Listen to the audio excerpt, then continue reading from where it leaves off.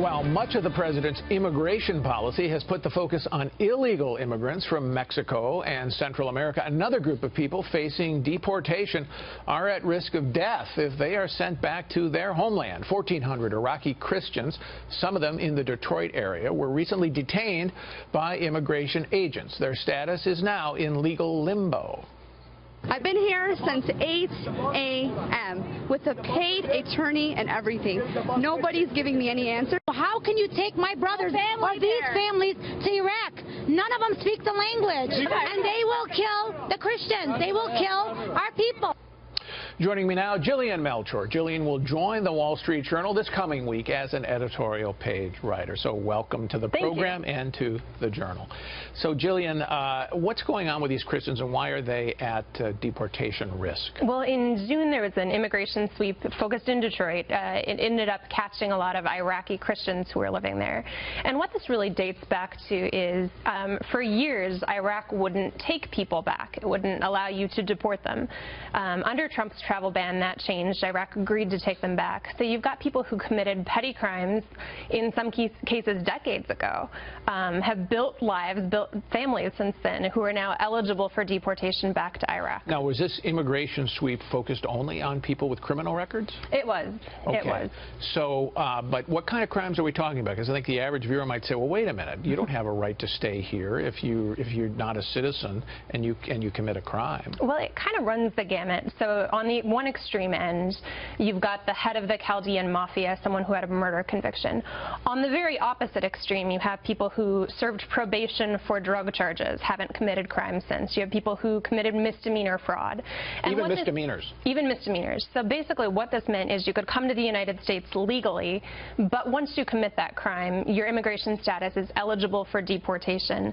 In a lot of cases, they've had these decades since the crime occurred, haven't committed repeat crimes, but now they're eligible for deportation. But otherwise, they have green cards, they have visas, they're legal. These people are not illegal immigrants. These are people here legally. Came here legally, their status is eligible for deportation now, which is a kind of legal gray area. Okay, and if you and under U.S. immigration law, if you do commit a crime and you have that status, even if it's a legal status, but you're not a citizen, then you are subject to deportation. Yep, and this is where it gets really complicated, I think, for both progressives and for the Trump administration.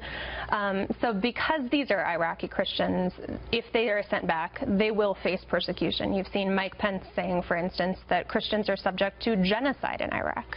In Iraq, remember, these aren't going back to Syria. Iraq has a functioning government. It has police and so on. But you're still saying the record is they'll face persecution in Iraq. And I think you have to look at what happened to the Christian community there in the last 15 years. It was 1.5 million in 2003.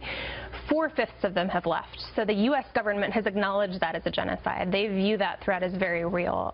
There's also concern about where in Iraq they'll be sent back to. Places like Erbil, Dohuk would be less insecure for them. Those would be the Kurdish territory. Exactly. A place like Baghdad would be extraordinarily dangerous. Okay, so what is the legal recourse now? And the Trump administration has said, and Donald Trump has said, that he pays particular attention to persecuted Christians in the Middle East. Does he have to step up here and do something? Can he do something? Well, it's very tricky. So basically, the burden of proof is on the immigrants. They have three real options. They can apply for relief under the Convention Against Torture at UN. They can look for a pardon for the original crime, either from the president or from the governor. Or they can argue that this is going to pose extreme hardship to their citizen, spouse, or children.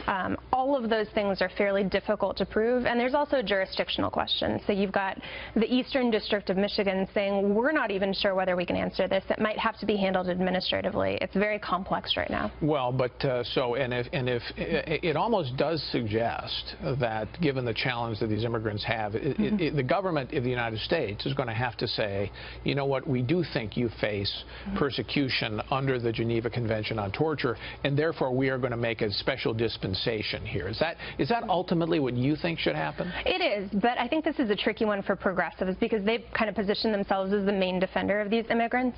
What this brings in, though, Muslim is immigrants. A religious question. In this case, the persecution is explicitly because of religion, but if you apply religion here, why not with the travel ban? Why not with prioritizing Christians for refugee status over Muslims from Iraq?